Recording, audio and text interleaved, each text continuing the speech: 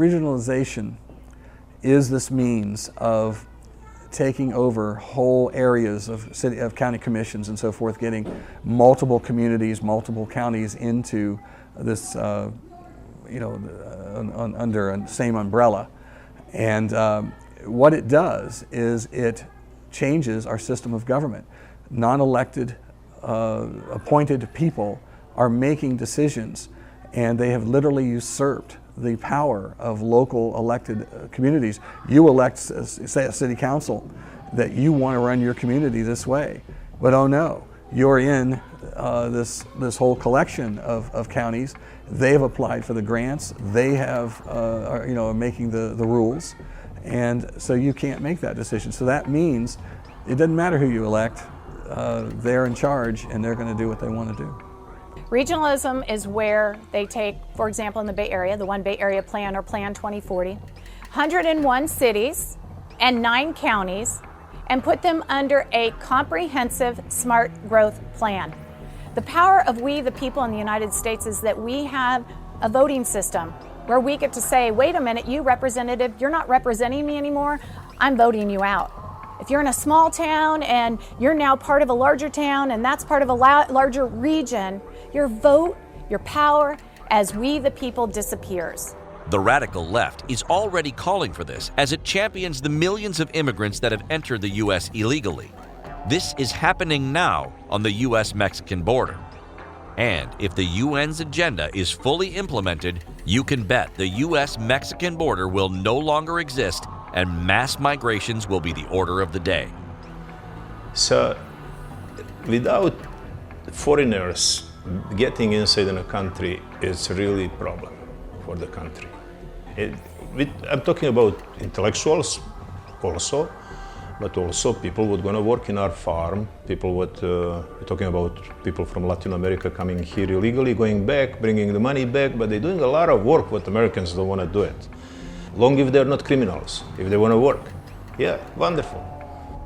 I think there have to be solution for people what want to come in this country, work certain amount of the time, go back. They don't have to be punished for that. Kick out all criminals. Work out on education for all people here and people what coming out here to be educated. This doesn't matter if they're legal or legal. If the UN's agenda is fully implemented, you can bet the U.S.-Mexican border will no longer exist and mass migrations will be the order of the day.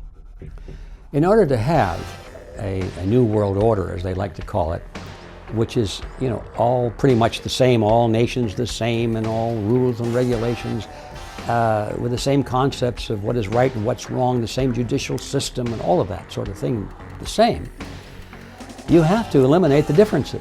Of course, that's axiomatic. So up until fairly recently, there have been substantial differences between nations based on culture primarily. Well, it's necessary to get rid of those differences if you're going to really build a new world order. What better way than mingle the populations, bring mass migration from one area, put it into another area, and dilute the whole thing. It's like a big stirring pot.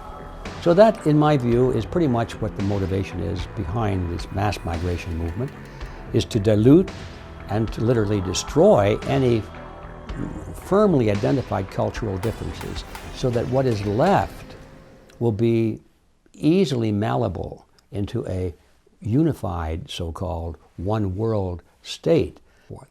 Now that leads to a condition where there's so much chaos, and the average person is so frightened by it that they will be grateful for martial law.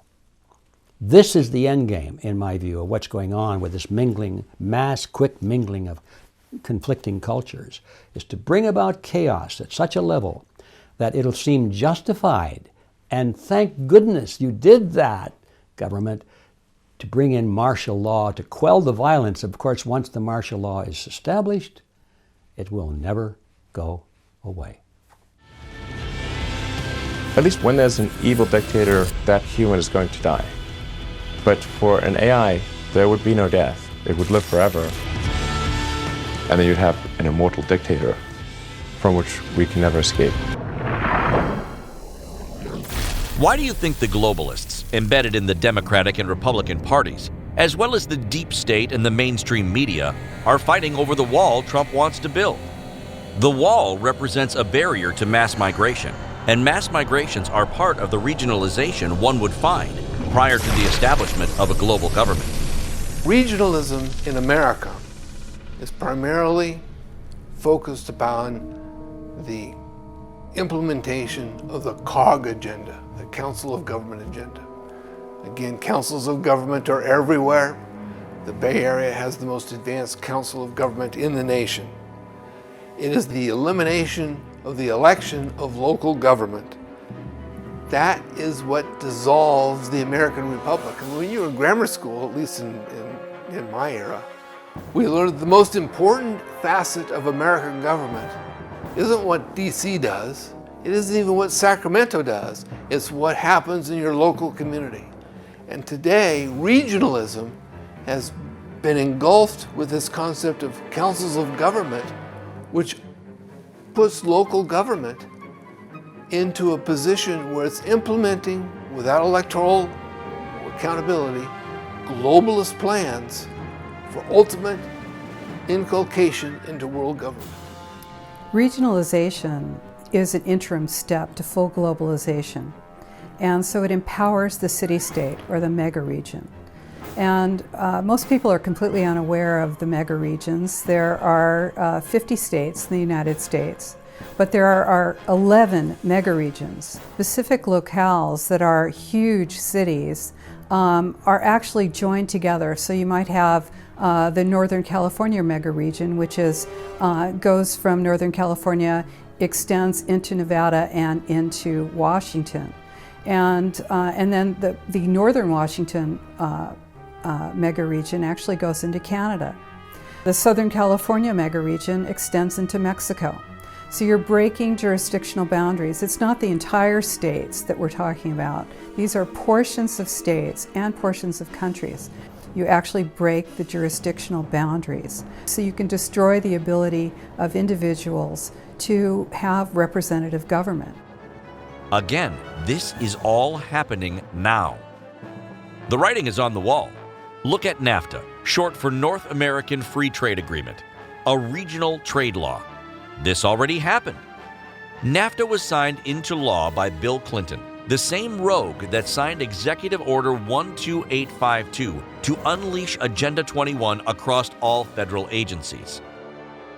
NAFTA was a trade bill designed to bleed the U.S. dry in the name of social equity, one of the 3 E's of sustainable development discussed earlier. Under UN Agenda 21's NAFTA scheme, the United States has been deindustrialized, its middle class almost destroyed. The fact that this has happened under the watch of not only the UN's World Trade Organization, but the Democratic and Republican parties is proof that the governing elites in these entities are attempting to sabotage the United States. Many would call this treason. The mechanics of establishing a world government are happening all around us. Is this hogwash? We can see this in our daily lives.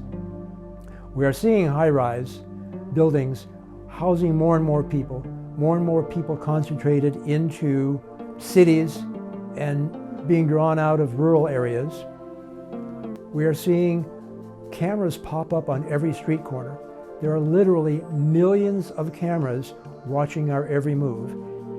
Smart meters, which are being installed on our homes every day, are measuring our energy use.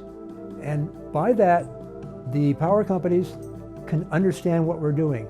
If we're using our hairdryer, the amount of energy we're using is showing up in their monitors. These are just 3 examples of how the implementation of the one world government is already happening.